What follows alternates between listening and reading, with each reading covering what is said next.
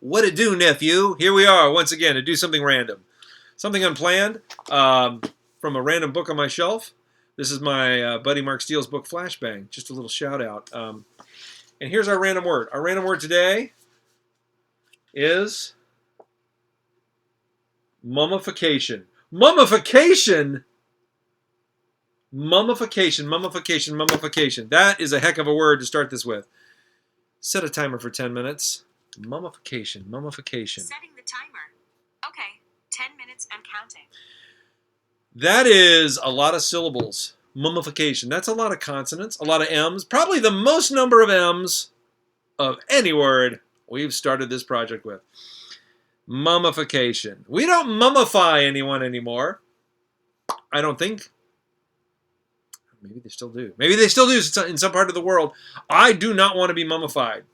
I'm of the faith system, of the belief that once I die, I'm like, I'm out of here. I'm out of here. Out of here. Because this is just a shell. This is like a beetle's exoskeleton just kind of left there. Just like a little husk.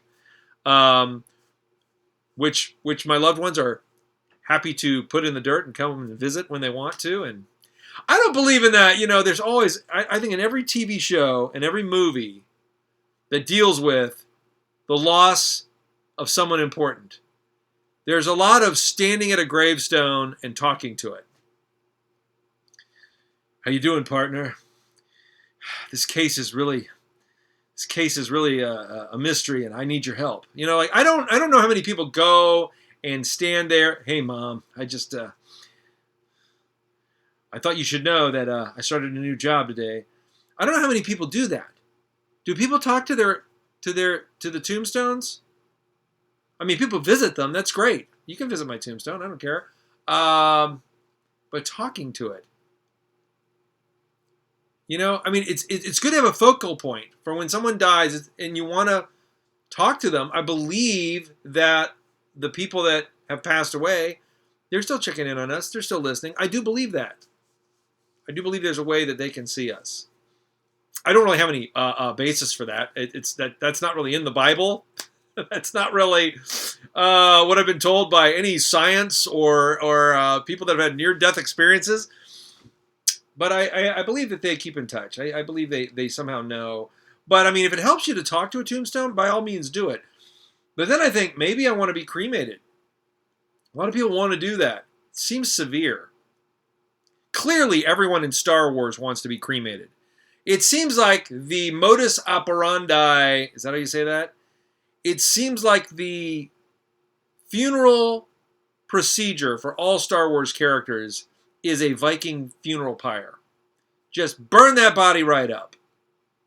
Not necessarily the helmets that come with the body, but the body. I think that's a Jedi way, so maybe that's it. But somebody else, I think, yeah. I just saw Boba Fett burn a bunch of sand people in a very noble way. It was a funeral. He was not just like, he cared about them. So there's a lot of funeral pyres. My kids noticed that too. A lot of funeral pyres. A lot of Viking funerals in Star Wars, Dad.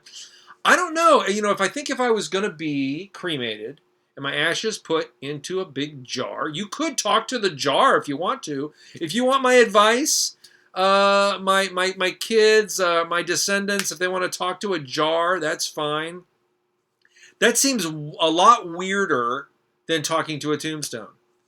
But the word was mummification, and I got to bring it back to that. I don't know that, back in Egyptian, the ancient times of Egypt, did people walk up to, like, the upright, mummified King Tut style tomb and talk to their dad, their grandpa? Hey, what's up, Tut? I just need to tell you, I need your advice, you know? Mummification. I don't know. I think that that seems like a strange way to honor somebody is to mummify them. It's kind of like taxidermy. Taxidermy, now, there's a weird hobby. I don't want to call it weird. That seems judgmental. There's an interesting hobby. There's a hobby you don't see every day, but people still do it. There are services where if you care about your pet, they will they'll do a little taxidermy on them, and you can have that pet beside you for the rest of your life, forever. But I don't know if mummification is the same as taxidermy. And I don't think there's a taxidermy service that will preserve a person. So that, aside from Norman Bates in Psycho, I don't know that anybody keeps their loved ones around in that way. And honestly, if Norman Bates, if that was his game, I'm going to keep Mother around as long as I want. He did a really poor job. Because she was just like bones and dust with a wig on it. Come on, man. I at least expected a really well-preserved, formaldehyde-soaked, well-wrapped mummy of Mother. A mother mummy. A mommy mummy. But we don't do that. We don't have like a Madame Tussauds Wax Museum version of all our loved ones. Like, hey, would you like to see my family? I mean, my great-great-grandparents. I've got them back here. You just walk back into the den, and there they are. In a pose they would love. Maybe if Granddad was a carpenter, he's got a hammer in his hand. Just to remember them. I don't know if you guys preserve me. I don't know what my taxidermy mummified self would. Maybe at a laptop, trying to think of a word. I'd love it if it was in a director pose like this. So when you walk in, like I'm literally framing you up, like you walk in to see the mummified Corey, and he's like somehow I'm still directing from beyond the grave. But I think that if you're mummified, there's just this sense that maybe you're still around more, like you're going to rise up like in a spooky movie. Maybe you'll terrorize Abbott and Costello one spooky night. And that seems to be one of always the popular Halloween costume, the mummy, because it's pretty low stakes. It's pretty easy DIY costume. You just get a bunch of ace wrap bandages, you get a bunch of torn rags, you wrap yourself up, and there you go. And if you're really lazy, you just do the head, put on a trench coat. You're Darkman. There's a Darkman reference for the 8 Darkman fans out there. There's not much else you could do. Or you can be the Invisible Man. That's what's weird. You wrap your head up and put on a fedora, and people are like, Invisible Man or Dark Man? I think the deeper cut is Dark Man. Liam Neeson, who was also a Jedi, who was burned on a Jedi pyre. Viking-style funeral. I think a lot of stuff just comes back to Liam Neeson. Forget Kevin Bacon. Forget the 6 degrees of Kevin Bacon game. I think Liam Neeson is going to beat Kevin Bacon at his game. I tried to tally up how many movies Liam Neeson had been in a year. Then I did the tally of Nicolas Cage and then the tally of Sam Jackson. It was a tight race because those guys. Nick Cage, I don't even think you need to leave a message on his voicemail anymore. I think if you just write on a Post-it note, movie, ? Stick it on his door, wherever he lives, and maybe a time and a place, he'll just be there, ready to act in his 800th movie this year. I think Sam Jackson at least wants to know the title of the movie. I know because I tried to get him in one of my movies and he turned me down. Thanks, Samuel L. People call him Samuel Jackson, but it's Samuel L. Jackson. So many people forget the L. And I don't know what the L is. Larry? What if his middle name is Larry? And he sure doesn't want you to know. Just put that L in there.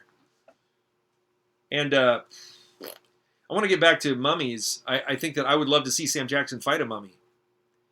And he would curse at that mummy and blow him away.